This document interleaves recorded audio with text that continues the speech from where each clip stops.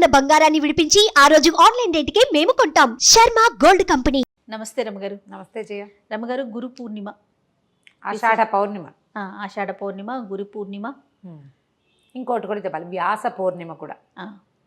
వ్యాస మహర్షి జన్మదినం.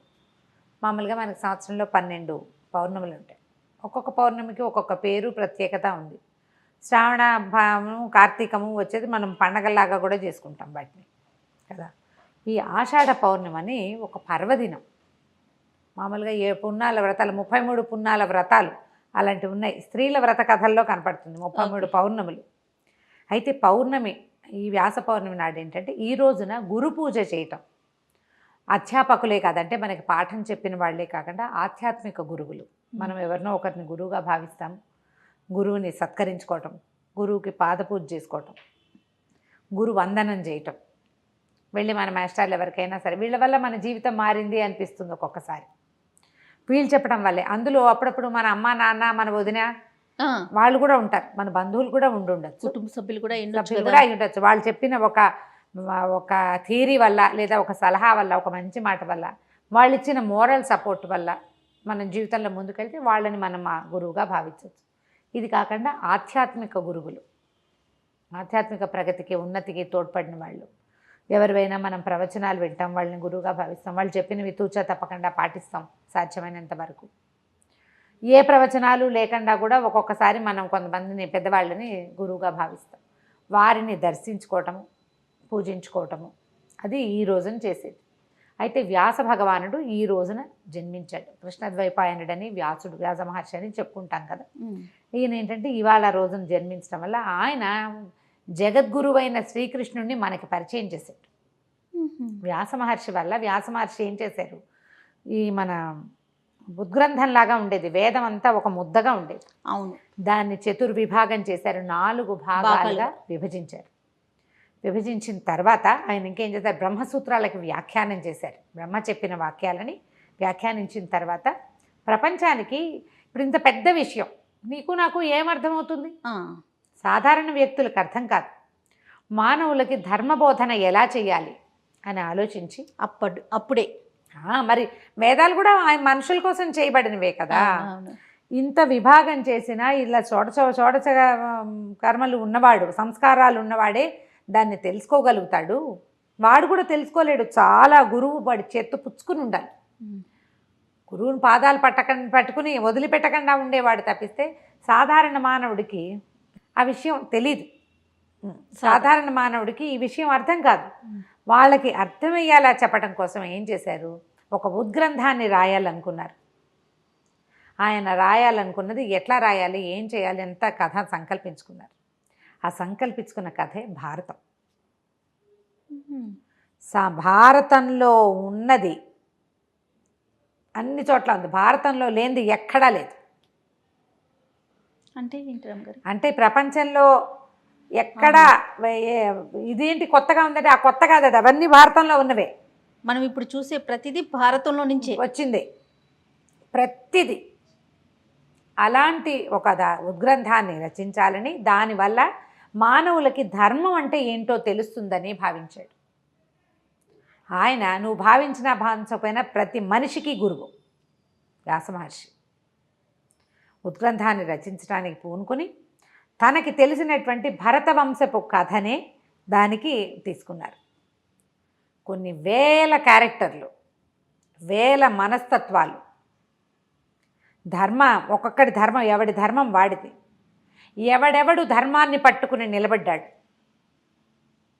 ధర్మం పక్కన నిలబడిన వాడు ఎలా ఉంటాడు, ధర్మం పక్కన నిలబడలేక తమ నుంచున్న చోటునే పట్టుకుని ఉన్నవాడు, అధర్మాన్ని పట్టుకుని నిలబడ్డవాడి పరిస్థితి ఏంటి, ఎట్లా ధర్మాన్ని పట్టుకున్నవాడు గొప్ప చరిత్ర గలవాడుగా ఉంటాడు, ధర్మాన్ని వదిలిపెట్టి అధర్మపు కొమ్ము కాసిన వాడు ఎంత అత్యద్భుతమైన వ్యక్తి అయినా కూడా చరిత్రహీనుడైపోతాడు. ఎలా నిద్దాగా ఉండాలో మనుషులు, కష్టాలు వచ్చినప్పుడు ఎలా ప్రవర్తించాలి, డబ్బు వచ్చినప్పుడు ఎట్లా ప్రవర్తించాలి, గర్వం వస్తే నీకు ఎట్లా శాస్తి చేస్తుంది ప్రకృతి, అవన్నీ కూడా వ్యాస భగవానుడు మనకు చూపించాడు. అది మొత్తం ఉద్గ్రంథం రాయడానికి బ్రహ్మదేవుడి అనేది కూడా నేను చెప్తాను, ఎవరైనా రాసేవాళ్ళు కావాలంటే వినాయకుడిని ప్రార్థించు, ఆయన రాస్తాడన్నాడు. ఇప్పుడు మనం చదువుకునే మహాభారత గాథని వ్యాస మహర్షి చెప్తుంటే సాక్షాత్తు వినాయకుడే రాశాడు, ఘంటం ఆపకుండా. ఎక్కడైనా సరే ఆగిపోయావా, నేను ఆపేస్తాను, ఇంకా నేను రాయనన్నారు. వినాయకుడు అన్నారా? నేను నాకు కంటిన్యూస్గా చెప్పుకుంటూ పోతేనే రాస్తానన్నట్టు. అయితే ఈయనేమన్నాడు, ఒక చిన్న సూక్ష్మం పెట్టారు, నువ్వు అర్థం చేసుకుని రాయాలి ప్రభు అని అడిగాడు. ఆయన ఒప్పుకున్నాడు. అందుకని ఈయన ఏం చేశాడు, కొన్ని వందల శ్లోకాలు, కొన్ని శ్లోకాలు చెప్పేసి ఎక్కడెక్కడ తను ఆలోచించుకోవాలో అక్కడ ఒక పెద్ద శ్లోకం చెప్పేవాడు. ఆ పెద్ద శ్లోకాన్ని వినాయకుడు అర్థం చేసుకునేటప్పుడు మిగిలిన శ్లోకాలు ఈయన వర్కౌట్ చేసేసుకునేవాడు. గ్రంథు అంటారు దాన్ని, గ్రంథులు అంటారు. గ్రంథాల్లో వచ్చేటువంటి గ్రంథి ముడి.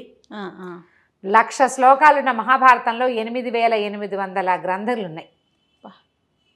వినాయకుడే మొత్తం రాశాడు. ఆ దానిని మనకు అందించిన వాడు వ్యాస భగవానుడు. మనకిప్పుడు మనం చూసే కథలు, మనం తెలుసుకునేటువంటి నీతులు, ధర్మం పట్ల మన విచారణ, మన ఆలోచన, వాటన్నిటికీ మూల కారణం మహాభారతం తెలియటమే. అందుకని దాన్ని పంచమ వేదం అంటారు. 4 వేదాల తర్వాత 5వ వేదంగా భాసిల్లింది. అందులోనే మనం ఇప్పుడు నిత్యము పారాయణ చేయాలి. దాని కల్పవృక్షం మన పాలిట. రోజు చదువుకుంటే మన జన్మ తరిస్తుందని భావించే విష్ణు సహస్రనామాన్ని వ్యాస భగవానుడే భారతంలో మనకు అందించాడు. భగవంతుణ్ణి మనకి చేరువ చేసిన వాడు వ్యాస మహర్షి. ఎందుకంటే ఇది ఒకటే కాదు, ఇందులో భగవద్గీతను కూడా మహాభారతంలోనే చెప్పారు. శ్రీకృష్ణ భగవానుడు అర్జునుడికి ఏం బోధించాడో మానవులకి సింపుల్గా చెప్పేశాడు. ఆయనే గురువు కదా మనకి. మరి వేరే ఆధ్యాత్మిక గురువు ఎందుకు? మనం మనుషుల్ని వెతుక్కోకర్లా, మనుషుల్ని వెతకవలసిన పనే లేదు. నా గురువు దొరకలేదు, నా గురువు దర్శనం ఎలా దొరుకుతుంది? కొంతమందికి ఆర్తిగా ఉంటుంది, ఫీల్ అయిపోతూ ఉంటారు, నాకు గురువు దొరకలేదు ఇంకా అని. వ్యాసుడే మన గురువు. భగవంతుడిని ఆయనే పరిచయం చేశాడు మనకి. 10 అవతారాలు ఎత్తాడు విష్ణుమూర్తి. ఏ ఒక అవతారంలోనూ ఇలా ఉండు ఇలా ఉండు అని మనకి చెప్పలేం. కృష్ణ అవతారంలో చెప్పించాడు. భగవద్గీతలో ఆయన చెప్తాడు, నన్ను ఆశ్రయించు, నాతో ఉండు, నేను నీతో ఉంటా, నువ్వంటే నాకు చాలా ఇష్టం అని మనిషికి చెప్పాడు కృష్ణుడు. నువ్వు నాతో ఉండు, నన్నే గుర్తుంచుకో, నన్నే ఆశ్రయించు, నువ్వు చేసే పనులన్నీ నా మీదే పడే, నువ్వన్నీ నేను మోస్తా, ఎందుకంటే నువ్వంటే నాకు ఇష్టం. రామావతారంలో అలాంటి మాటలు ఏం వినలా మనం. నరసింహావతారం, వామనావతారంలో డైలాగులే లేవు, మనకు తెలీదు. ఆ కృష్ణుడు చెప్పిన వాక్యాలని మనకి చక్కగా బోధించేశాడు వ్యాస మహర్షి. నిజంగా మీరు అన్నట్లుగా గురువు గురించి తాపత్రయ పడక్కర్లేదు. పట్టుకో భగవద్గీత, ఆయన కదా మనకి గురువు. ఆ భగవద్గీతని మనకు అందించిన వ్యాస మహర్షిని ఈ గురు పౌర్ణమి రోజున నమస్కరించుకుని తలచుకొని, మన ఇంట్లో మహాభారతం ఉంటే ఆ ఉద్గ్రంథాన్ని పెట్టి కోసె పూజ అంటారు, 2 పువ్వులు పెట్టండి, దానికి కాస్త గంధం చల్లి నమస్కారం చేసుకొని ధూపము దీపము పెట్టుకోండి. మహాభారతం కానీ భగవద్గీత కానీ ఉంటే అవి మనం పూజనీయ గ్రంథాలలో ఒకటి. పూజ చేసి ఊరుకోవద్దు, పేజీ తిప్పి 4 ముక్కలైనా చదవండి.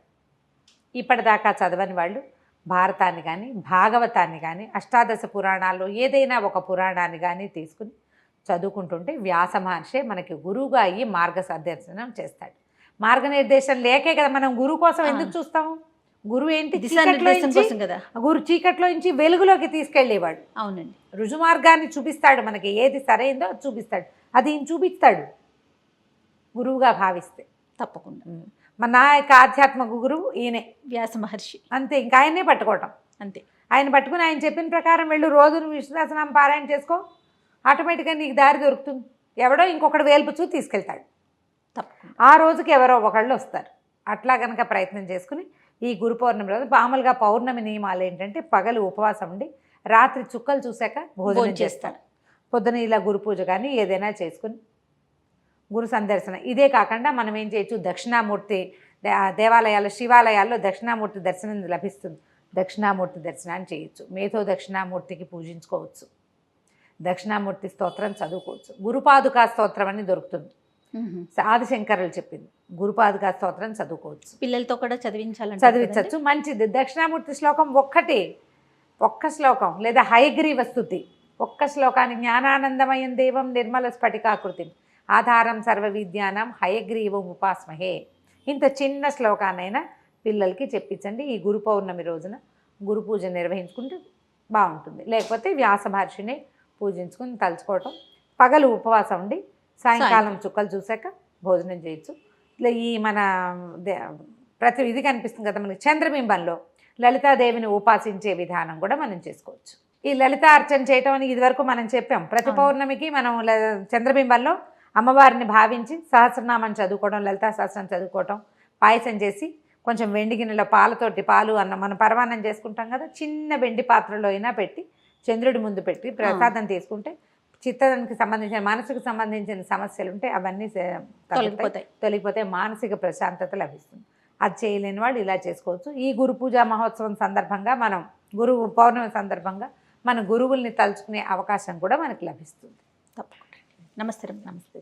సుమన్ టీవీలో మీ పర్సనల్ అండ్ బిజినెస్ ప్రమోషన్స్ కోసం కింది నెంబర్కి కాంటాక్ట్ చేయండి.